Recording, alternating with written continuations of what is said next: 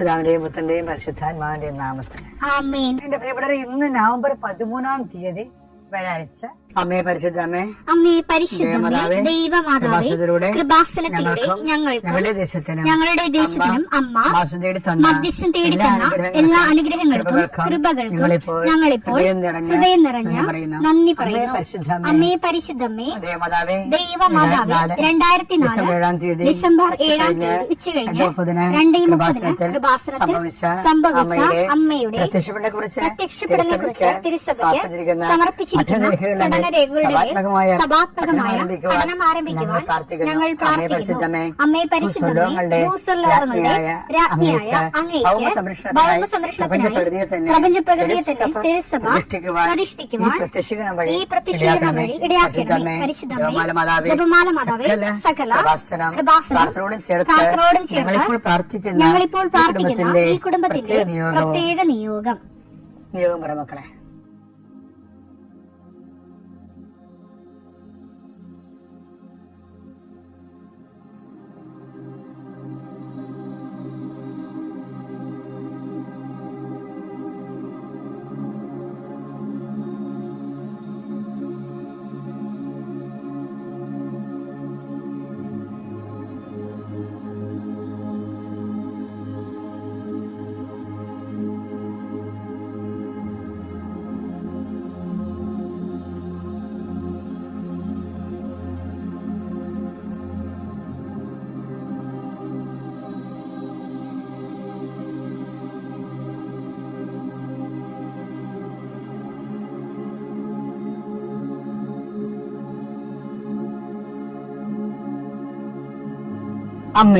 അമ്മയുടെ പ്രത്യക്ഷീകരണത്തിന്റെ ഈ അനുഗ്രഹവേളയിൽ ഞങ്ങൾക്ക് സാധിച്ചു തരുവാൻ കനിയണമേ.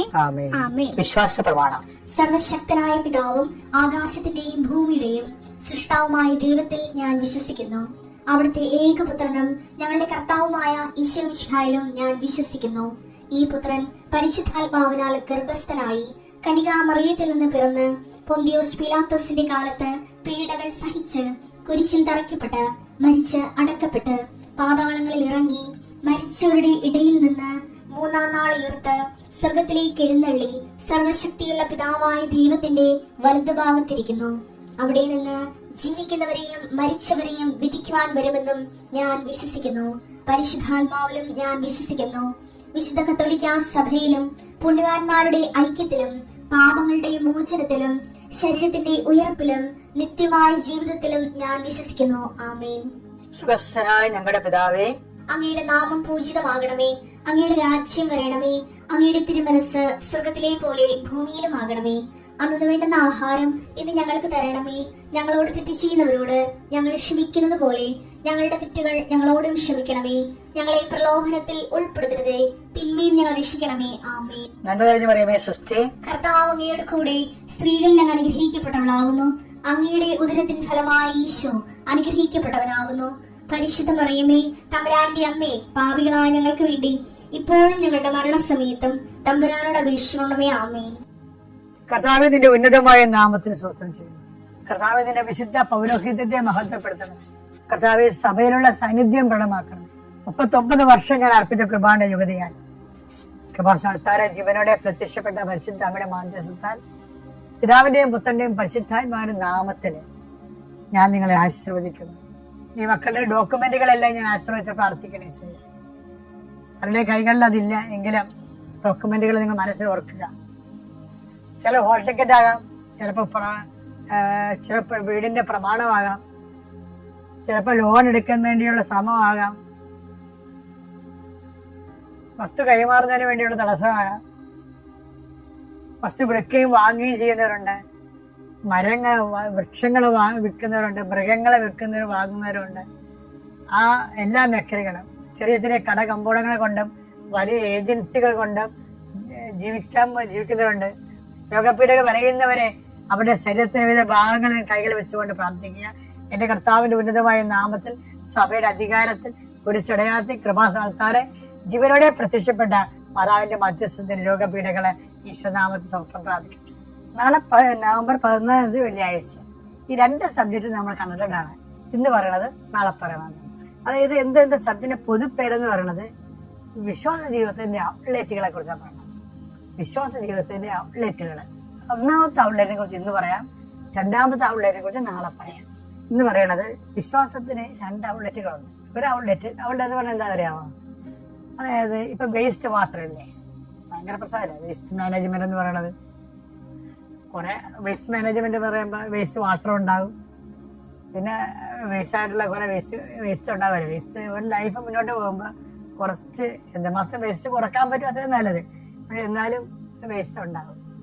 വേസ്റ്റ് എന്ന് പറഞ്ഞാൽ എന്താ? ഈ വേസ്റ്റ് ഉണ്ടായി കഴിഞ്ഞാൽ നമ്മൾക്ക് വേസ്റ്റിന് ഒരു ചാനൽ വേണം. വേസ്റ്റ് വാട്ടറിന്റെ ഇപ്പൊ മാത്രമല്ല, പണ്ട് പോലെ ഹാരപ്പ മൊഹൻജദാരോ ഒക്കെയുള്ള ആദ്യകാല നാഗരികതയിൽ പോലും വേസ്റ്റ് വാട്ടറിന് പ്രത്യേക സിസ്റ്റം ഉണ്ടായിരുന്നു. അപ്പൊ അതുപോലെ തന്നെ ജീവിതത്തിലുണ്ട്, കുറെ ആത്മീയ ജീവിതമുണ്ട് വേസ്റ്റ് വാട്ടറിന്റെ ഔട്ട്ലെറ്റുകള്. ആത്മീയ ജീവിതത്തിലുണ്ട്. ആത്മീയ ജീവിതത്തിന്റെ വേസ്റ്റ് വാട്ടറിന്റെ ഔട്ട്ലെറ്റ് എന്ന് പറഞ്ഞാൽ എന്താ? കുറെ കാര്യങ്ങൾ ദൈവത്തിന് വേസ്റ്റ് ആയിട്ട് വരും. അത് നമ്മൾ ഒഴുക്കി കളയണം, അല്ലെങ്കിൽ അത് കണ്ടാമിനേഷൻ ഉണ്ടാക്കും. വേസ്റ്റ് എന്ന് പറഞ്ഞാൽ എന്താ? നമുക്ക് വേസ്റ്റ് അല്ലേ, നമുക്ക് വലിയ കാര്യമായിരിക്കും, ദൈവത്തിന് അത് വേസ്റ്റ് ആയിരിക്കും. അപ്പൊ ദൈവത്തിന് വേസ്റ്റ് ആയിട്ടുള്ള സംഭവങ്ങളെ കളയുന്നതിനാണ് വേസ്റ്റ് വാട്ടറിങ് എന്ന് പറയുന്നത്. അതിനകത്ത് എന്താണ് നമ്മൾ അതിന്റെ ഒന്നാണ് ഹരിതാപം എന്ന് പറഞ്ഞ സംഭവം. ഹരിതാപത്തോടെ എന്താണ്? ഒരു ഔട്ട്ലെറ്റാണ് ശരിക്കും പറഞ്ഞത്. അനുഭവിച്ചില്ലെങ്കിൽ ഈ വേസ്റ്റ് വാട്ടർ എല്ലാം, അതായത് നമ്മൾ ജീവിച്ചു കഴിയുമ്പോൾ ആ അറിഞ്ഞുണ്ടാകുന്ന വേസ്റ്റ് ഉണ്ട്, അറിയാതെ ഉണ്ടാകുന്ന വേസ്റ്റ് ഉണ്ട്. പൊല്യൂഷൻ, അതാണ് വിഷയം. പൊല്യൂഷൻ ഒരു അതിന് ഔട്ട്ലെറ്റ് ഇല്ല എന്നുണ്ടെങ്കിൽ സ്വാഭാവികമായിട്ട് അത് ഭയങ്കരമായിട്ടുള്ള സ്ഫോടനത്തിന്റെ ഏരിയയാണ്. രോഗാണുക്കളൊക്കെ പെരുകി വേസ്റ്റ് വാട്ടറൊക്കെ കെട്ടിക്കഴിഞ്ഞാൽ എന്ത് ചെയ്യും? രോഗാണുക്കളൊക്കെ പെരുകി നാശമുടനെയാവും. അതുകൊണ്ടാണ് അതിന് വെച്ചിരിക്കുന്ന ഒരു വേസ്റ്റ് വാട്ടർ മാനേജ്മെന്റ് സംവിധാനമാണ് അനുതാപം. അതുകൊണ്ട് അത് ആദ്യമേ തന്നെ ഈശോ പറയും, എന്താണ്? അനുതപിക്കുക. ബൈബിൾ ഉപയോഗിക്കുന്ന ഏറ്റവും വലിയ ഒരു വാക്കാണ് അനുതാപം. അതിന്റെ പലതരത്തിലുള്ള അനുതാപങ്ങളാണ്. ഓരോരോ ജീവിത രീതി അനുസരിച്ചുള്ള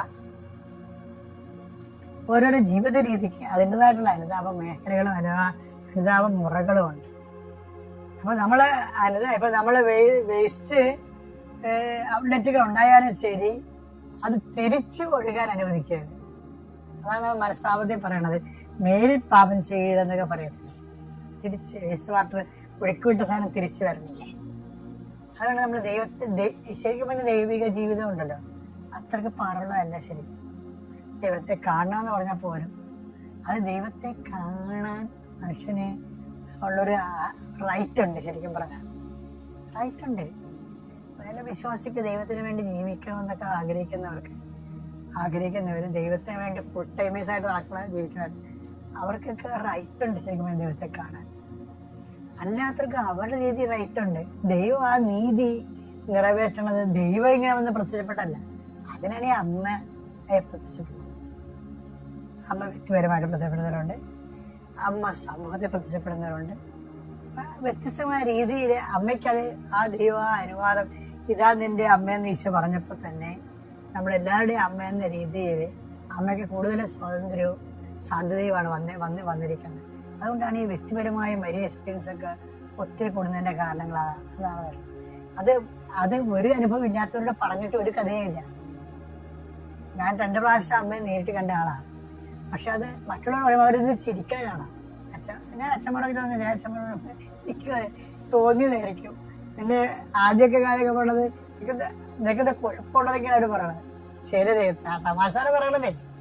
കാരണം അവർക്ക് ആ എക്സ്പീരിയൻസ് ഇല്ലെങ്കിൽ, അവർക്ക് ആ എക്സ്പീരിയൻസ് ഉണ്ടാകുന്നവരെ അവർ നിഷേധിച്ചുകൊണ്ടിരിക്കുകയോ അവർ വേറെ എന്തെങ്കിലും താത്വിക സൈക്കോളജിക്കൽ റീസൺ കണ്ടെത്തുകയൊക്കെ ചെയ്യും. എന്തെങ്കിലുമൊക്കെ കണ്ടെത്തും. പക്ഷെ ഇതിന്റെ പ്രോബ്ലം വെച്ച് കഴിഞ്ഞാല് ഇത് ഒരു അത്ര പാടുള്ള കാര്യമല്ല. ദൈവം ഒരു മനുഷ്യനെ കമ്മ്യൂണിക്കബിൾ ആകുന്നത് അത്ര പാടുള്ള കാര്യമല്ല ശരിക്കും.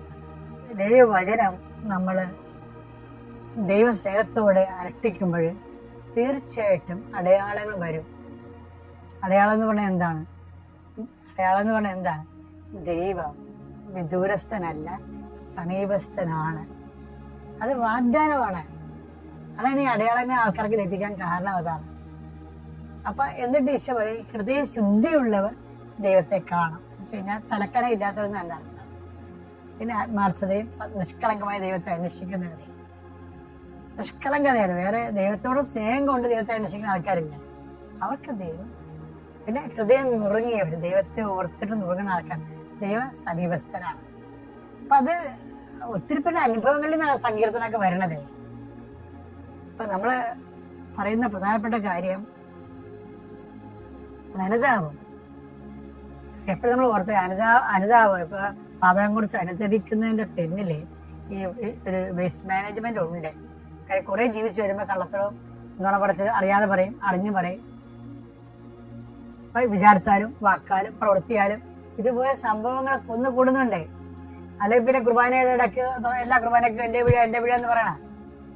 ഒരു ദിവസം ഞാൻ ഒരു സഹോദരോട് പറഞ്ഞേ, നമ്മൾ എന്റെ വീഴ നെഞ്ചത്തിലിരിക്കുന്ന നേരം പിഴ ഉണ്ടായിരുന്നാ പോരെ.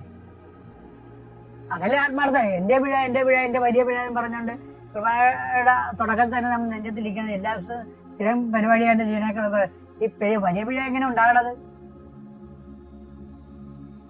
നമ്മ പിഴയില്ലാതെ ജീവിക്കാൻ തീരുമാനിച്ചാൽ പിന്നെ എങ്ങനെയാണ് വലിയ പിഴ ഉണ്ടാകണത്? അവിടുത്തെ എന്തൊക്കെ ഒരു റെക്ടിഫിക്കേഷൻ ആവശ്യമായ ഒരു മേഖലയാണത്. വലിയ പിഴ ഉണ്ടാകേണ്ട കാര്യമില്ല, ചെറിയ പാപങ്ങളൊക്കെ ഉണ്ടാവും മനുഷ്യന്. അപ്പൊ അതൊരു അനുതാപം, ഒരു വേസ്റ്റ് മാനേജ്മെന്റാണ്.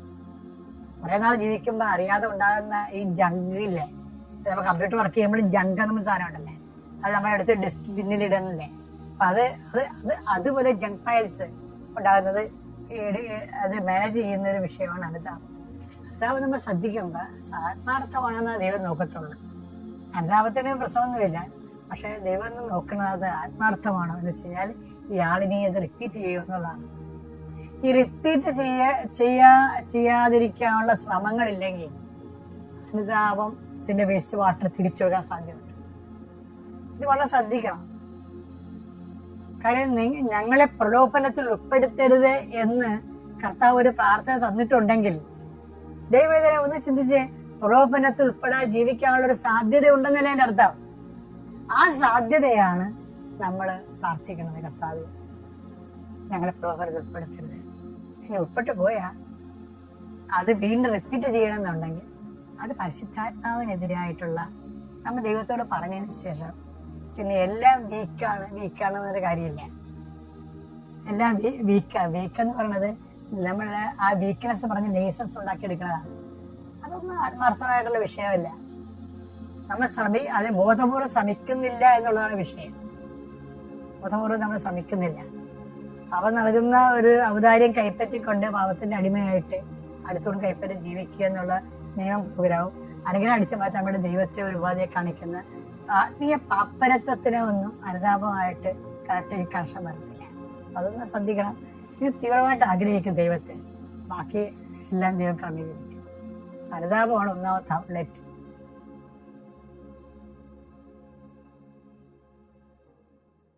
അത്യപൂർവ ദൈവാനുഭവങ്ങൾ ഇനി നിങ്ങൾക്കും സ്വന്തം. ഈ യൂട്യൂബ് ചാനൽ ഇതുവരെ സബ്സ്ക്രൈബ് ചെയ്തിട്ടില്ലെങ്കിൽ ഇപ്പോൾ തന്നെ സബ്സ്ക്രൈബ് ചെയ്യുക. ഈ വീഡിയോ ഇപ്പോൾ തന്നെ നിങ്ങളുടെ സുഹൃത്തുക്കൾക്ക് ഷെയർ ചെയ്തുകൊണ്ട് കർത്താവിന്റെ പ്രേക്ഷിതരാകുക.